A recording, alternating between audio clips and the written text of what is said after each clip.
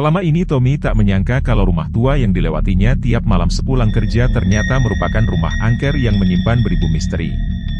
Peristiwa yang terjadi beberapa tahun yang lalu merupakan pengalaman yang tak bisa dihilangkan dari ingatannya hingga hari ini. Sebagai pegawai pabrik sablon, bagi Tommy dan kawan-kawannya sudah bukan merupakan hal yang aneh kalau tiap hari harus kerja lembur mengerjakan pesanan dari perusahaan tempatnya bekerja.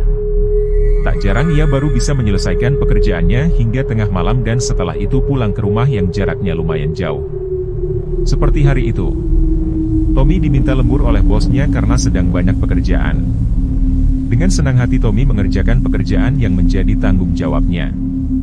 Tanpa tersehari menjelang tengah malam, Tommy berhasil menyelesaikan pekerjaannya dan bergegas pulang setelah memasukkan semua pesanan untuk besok ke dalam bungkusan.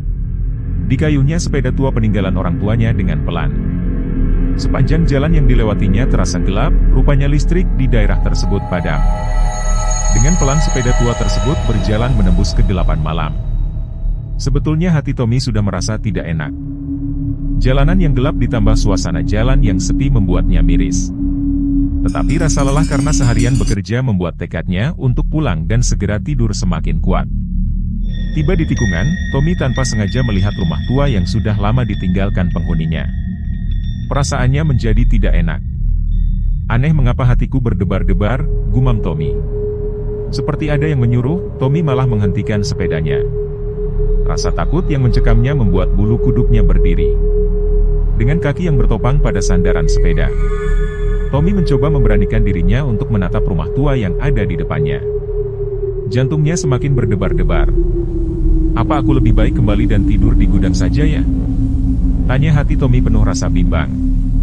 Dia juga heran mengapa dirinya tidak segera beranjak dari tempat itu. Sebaliknya, kakinya justru melangkah mendekati rumah tua itu. Tommy merasakan ada kekuatan gaib yang menariknya untuk terus mendekat ke rumah itu. Perasaan hatinya yang semakin kacau menjadi semakin tidak karuan waktu dilihatnya sesosok bayangan tampak berkelebat keluar dari arah pintu pagar rumah kosong tersebut. Dengan kaki yang gemetar karena ketakutan melihat bayangan tersebut, Tommy berusaha membalikkan sepedanya untuk berputar kembali. Belum selesai ia mengangkat roda sepedanya untuk berputar terdengar suara memanggilnya. "Mas," suara Paro terdengar menyapanya. Dengan memberanikan diri Tommy yang sudah bersiap-siap untuk mengambil langkah 1000 menatap ke arah suara tersebut. Ternyata suara tersebut keluar dari seorang pria paruh baya berpakaian hitam dengan sarung membelit lehernya. Bayangan tersebut bergerak mendekatinya sambil mengarahkan lampu senter menyoroti Tommy beserta sepedanya. Melihat sosok laki-laki beserta lampu senter yang menyorotinya, hati Tommy merasa lega. Bayangan yang dikiranya hantu tersebut ternyata merupakan manusia. "Ada apa Pak?" kata Tommy balik bertanya. Laki-laki bersarung tersebut tersenyum, sementara lampu senter di tangannya tampak digoyang-goyang. "Saya Basori, penjaga rumah tua ini," laki-laki itu memperkenalkan dirinya pada Tommy. Tangan kanannya yang juga besar-besar memegang stang sepeda Tommy. "Kalau boleh saya ingin numpang sampai pohon beringin di pojok desa. Mau mengambil bekal makanan untuk menjaga di rumah tua ini." Tommy menatap heran tanda tak mengerti. "Saya tadi lupa membawa bekal." Ketinggalan di rumah, Basori meneruskan ucapannya yang terpotong. Boleh, Tommy langsung mengiyakan karena merasa gembira ada teman. Tak lama kemudian Basori membonceng di sepeda Tommy. "Buset, berat banget ini orang," kata Tommy dalam hati sambil tetap mengayuh sepedanya. Di perjalanan lampu listrik yang padam tetap belum menyala. Tapi dengan adanya lampu senter yang dibawa Basori, jalanan yang gelap menjadi agak terang. "Sudah, sini saja Mas," Basori berkata kepada Tommy. Ia menepuk bahu Tommy memberi isyarat agar berhenti. Tommy kemudian menghentikan sepeda. "Rumah saya ada di balik gerumbulan pohon itu," Basori menunjuk ke arah pepohonan di balik tikungan jalan. Tommy hanya bisa menatap gerumbulan pohon yang ada. Basori kemudian memasukkan senternya pada saku jaket Tommy. "Senternya buat Mas saja. Buat kenang-kenangan." Tommy hanya bisa mengucap terima kasih. Ditatapnya laki-laki paruh baya bernama Basori yang melangkah melewati gerumbulan pohon yang ada. Tampak laki-laki itu menoleh. Namun wajah pria paruh baya itu kini berubah menjadi makhluk tinggi besar penuh bulu yang menutupi seluruh tubuhnya. Tommy yang melihat hal tersebut hanya bisa berteriak minta tolong sambil mengayuh sepedanya sejauh mungkin. Sesampai di rumah diambilnya senter milik genderuwo yang mengaku bernama Basori tersebut dari sakunya. Senter itu ternyata telah berubah menjadi sebuah batu akik.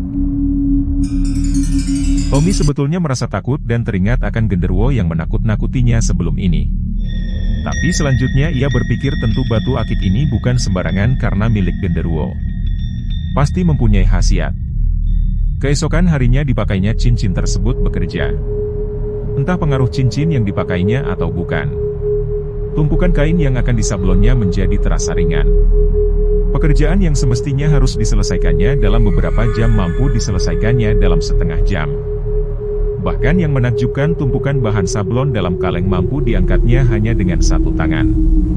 Rupanya cincin ini benar-benar berkhasiat. Dengan bangga Tommy mengelus-elus cincin tersebut. Ternyata khasiat cincin genderuwo bukan itu saja. Di warung Mbak Ira tempatnya makan siang kalau bekerja, cincin genderuwo itu juga mempunyai khasiat yang lain. Rina, anak gadis Mbak Ira yang selama ini selalu cuek kalau digoda para pria, tiba-tiba menjadi genit pada Tommy. Dengan kerling mata yang nakal mengarah ke Tommy, gadis itu tampak dengan sibuk meladeni Tommy makan. Selama ini jangankan melayani, menoleh saja ia tidak mau. Berkali-kali Tommy mengelus akiknya. Ia seolah-olah mendapat durian runtuh dengan memiliki cincin genderuwo tersebut. Bayangan tubuh Rina yang bahenol seakan-akan menari di benaknya. Ia sudah membayangkan malam ini akan meniduri tubuh Rina yang montok, daripada meniduri tubuh istrinya yang sudah mulai kendor. Seminggu sudah Tommy memiliki cincin genderuwo tersebut. Di malam Jumat setelah capek setelah seharian bekerja, Tommy terlelap di ruang tamu. Sementara istrinya tidur di kamar sendiri. Tanpa terasa semalam suntuk ia telah tidur dengan nyenyaknya. Paginya setelah bangun dengan wajah sumringah, sang istri menghidangkan kopi. "Mas, tadi malam lain loh. Kuat sekali. Aku sampai berkali-kali," celoteh istri Tommy dengan genitnya. Mendengar ucapan sang istri, Tommy merasa terkejut. Didesaknya sekali lagi istrinya. Kepalanya serasa berputar-putar manakala istrinya bercerita kalau semalam telah berhubungan badan dengan Tommy dan merasa puas sekali. Tidak biasanya Tommy menjadi begitu perkasa di ranjang. "Genderuwo keparat," teriak Tommy setelah mendengar cerita tersebut. Sang istri hanya melongo tanda tak mengerti. Tommy mencaci maki membayangkan apa yang telah dilakukan genderuwo tersebut sewaktu ia tertidur dengan nyenyaknya. Dengan bergegas ia mengayunkan sepedanya ke rumah tua tempat ia bertemu genderuwo seminggu sebelumnya.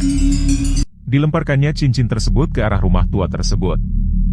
Cincin yang terlempar itu langsung lenyap masuk ke dalam halaman rumah kosong. Ternyata cincin genderuwo itu membawa korban. Si genderuwo pemilik cincin berubah bentuk menjadi Tommy dan menyetubuhi istrinya. Sebagai makhluk halus, genderuwo memang bisa berubah bentuk. Bagaimanapun juga genderuwo adalah setan. Demikian tadi kisah tentang batu akik pemberian genderuwo, semoga dapat menghibur sahabat Kang Dobos semua. Yang belum subscribe, Kang Dobos tunggu subscribe-nya, agar Kang Dobos tetap semangat bikin video menarik untuk kalian. Salam.